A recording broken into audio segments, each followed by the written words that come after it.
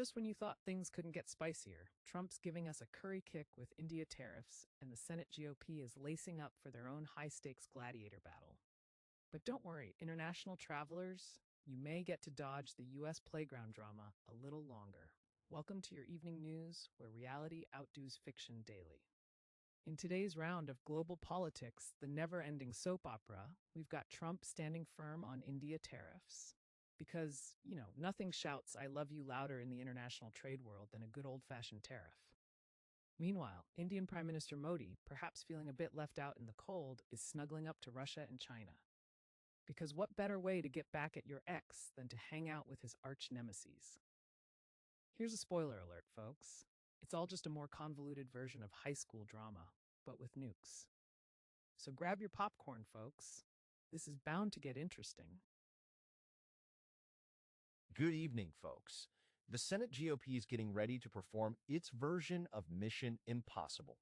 You see, they've got a bucket list of priorities that could keep Santa's elves busy all year. And it seems like Jeffries and Schumer are calling for a four corners meeting, which, for those of you not in the know, doesn't involve any actual corners. It's a political term, much like bipartisanship and fiscal responsibility.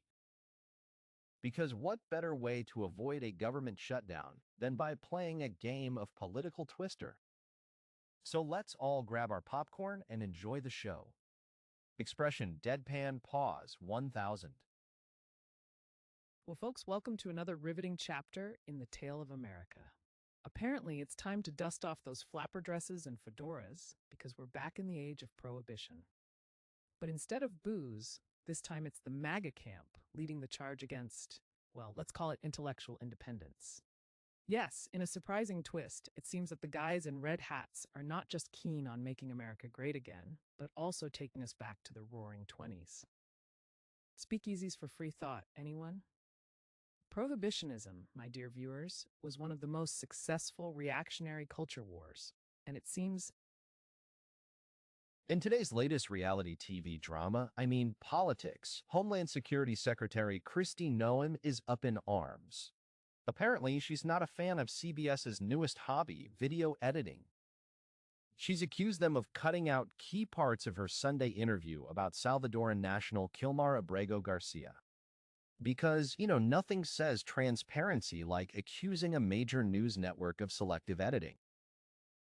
Can't wait for the next episode where CBS fires back with the plot twist it was the intern's fault.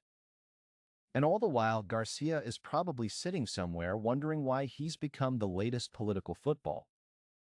Good evening, dear viewers. I'm your fearless purveyor of truth, Adam, here to serve up your daily dose of reality with a side of sarcasm. Get ready to pull out your beach umbrellas and dust off your sunscreen because tourists are flooding the U.S. well, actually, they're not. Experts are warning that the U.S. may see a continual drought in international travel that might last beyond this summer. Because who doesn't dream of spending their entire vacation in the customs line, right? For a brief shining moment this summer, a billboard on the highway linking Toronto to New York was cheerfully informing our Canadian neighbors how much Buffalo loves them. Because, well, folks, as we navigate this news buffet from Trump's McTariffs to GOP's gladiator games, remember, we're just like the U.S. tourism industry, hoping for your return. Until next time, I'm Adam, your sarcastically charming guide through the world of truth or dare journalism. Stay sassy, America.